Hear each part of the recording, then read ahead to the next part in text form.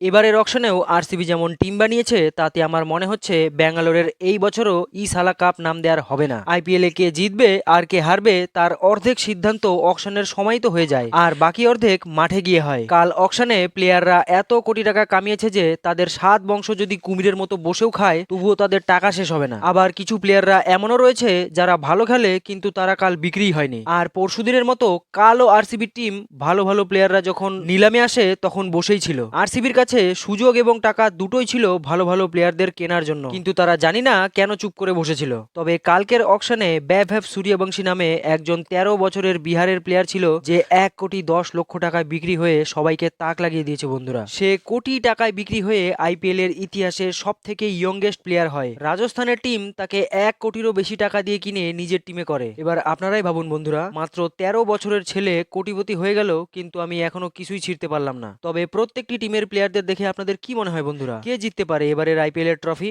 নিচে কমেন্ট করে অবশ্যই জানাবেন।